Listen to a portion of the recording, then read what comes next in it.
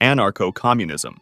Anarcho-communism combines characteristics of anarchy and communism, advocating for the abolition of private property but the retention of personal property and collectively owned items, goods, and services. Personal property includes items intended for personal use, such as a toothbrush, a house, clothes, and a vehicle. The owner has the right to exclude others from personal items. Private property, on the other hand, usually refers to something that generates value for its owner, like a factory or a mine. Private property usually generates capital without the owner necessarily having to perform any physical labor. Anarcho-communism believes in the abolition of the state and all structures of capital, leading to a stateless, classless, and post-monetary society where the population is given full control over policymaking. Neoliberalism.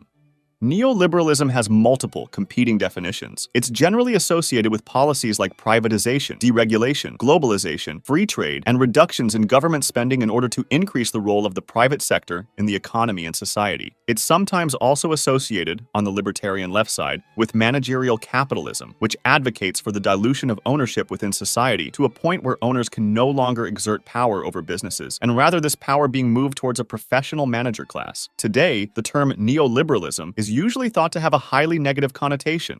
Social democracy. Social democracy advocates for economic and social interventions to promote social justice within a capitalist-oriented mixed economy with both private and public businesses. It likes strong welfare programs, regulation of the economy in the general interest, and prefers reforms rather than revolutions. It likes the liberal democratic framework with separation of religions from the government, elections between different political parties, etc. Social democracy usually achieves the execution of welfare programs through progressive taxation. Social liberalism. While social democracy says that poor people should be helped through a strong welfare state, social liberalism focuses on making social mobility easier and on providing more equality of opportunities rather than equality in all domains. It likes a little bit of intervention from the government into the economy in the name of ensuring economic justice as well as civil liberty. Social capitalism.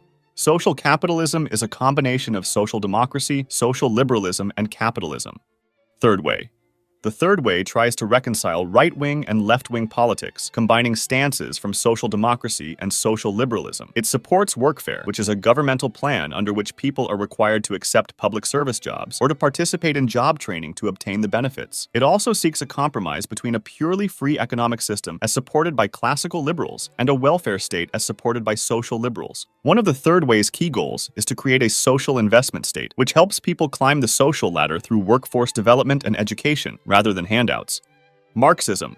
Marxism has developed over time into various branches and schools of thought, so no single, definitive Marxist theory exists. Classical Marxism seeks to create a communist society. It makes a distinction between the minority who owns the means of production, called the bourgeoisie, and the vast majority of the population who produce goods and services, called the proletariat. It says that capitalism exploits and oppresses the proletariat, making it an economically unsustainable model, as it causes proletarian revolutions. Marxism also believes that history can be viewed in stages of development based on which class holds a dictatorship over the other classes, and that today, the world is under the dictatorship of the bourgeoisie. Following the overthrow of the bourgeoisie, Marxism believes that a dictatorship of the proletariat must be established to eradicate capitalism and begin the transition to communism. This stage, where the working class has absolute power over all other classes and has ownership of the means of production, is usually called socialism.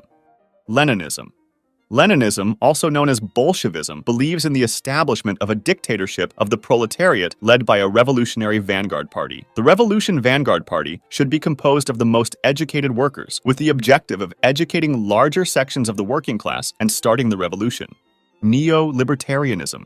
Neolibertarianism thinks that the libertarians' value of freedom from interference by other people is incompatible with a strictly limited government, and thus, it is generally supportive of government involvement in society as long as it promotes greater liberty. It is sometimes associated with neoconservatism, which is the idea that typically advocates the promotion of democracy and interventionism in international affairs, including peace through strength. Classical liberalism. Classical liberalism thinks that individual freedom and a free market create a balanced economic equilibrium, as long as monopolies aren't allowed to develop and destroy competitiveness. It sees free trade as a path to universal peace and prosperity, and it likes as little government intervention as possible. If compared to social liberalism, it thinks more negatively about social policies and taxation, and it advocates deregulation. Anarcho-Capitalism. Anarcho-capitalism is anarchist because it doesn't like a centralized state, and it's capitalist because it likes systems of private property enforced by private agencies, free markets, and self-ownership. As no centralized state would exist, there would be no taxation, and private companies would take the role of the police. Nationalism. Nationalism holds the belief that the nation should be congruent with the state. A nation is a large type of social organization where a collective identity has emerged from a combination of shared features across a given population, such as language, history, ethnicity, etc. A state is a centralized political organization that imposes and enforces rules over a population within a territory. One of nationalism's key goals is to maintain its sovereignty over its homeland, usually through a nation-state. It holds that each nation should govern itself, free from outside interference. When a nation puts its own interest above all others at any cost, it's called ultranationalism. The opposite of ultranationalism is universal nationalism. Georgism.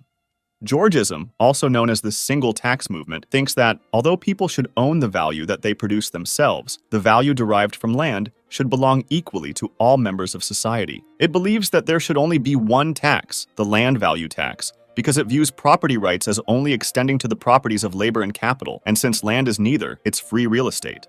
Radicalism. Radicalism, or radical liberalism, was a historical set of movements within classical liberalism and represented the left wing of the historical movement. Radical liberalism took the principles behind liberalism and applied them to its conclusion. For example, a classical liberal might espouse that a democratic system of government and the right to vote should be given. In turn, a radical liberal would take such a statement to its conclusion, that being that women, those without property, immigrants, slaves, etc., should all be given the right to vote. Corporatocracy. Corporatocracy is an economic system in which the state intervenes within the economy for the benefit of a select number of corporations, especially in the context of squashing competition. A variant of corporatocracy is lemon socialism, which is a pejorative term for an economic system based on a government that offers subsidies to weak, bad, or bankrupt companies so that they remain in the market. Cyberocracy. Cyberocracy represents the advocacy of a government that is largely automated or partially automated and de facto ruled by computers and artificial intelligence. Integralism. Integralism is the principle that the church should be the basis of public law and public policy within civil society. It's usually a deeply traditionalist doctrine, and it doesn't like secularism. Reactionarism. Reactionarism is a philosophy that advocates for the restoration or preservation of traditional social, political, and economic systems. It is characterized by a rejection of progressive or liberal ideas and a belief that society has become too modern or innovative. Jacobinism. It's the philosophy of a complete dismantling of an old system with a completely radical and new structure. It's historically seen as one of the most revolutionary and important movements throughout modern history, as it played a huge role in the French Revolution, where monarchy was abolished and replaced by a republic. I'll be making a part 3. Subscribe and activate the bell to see it.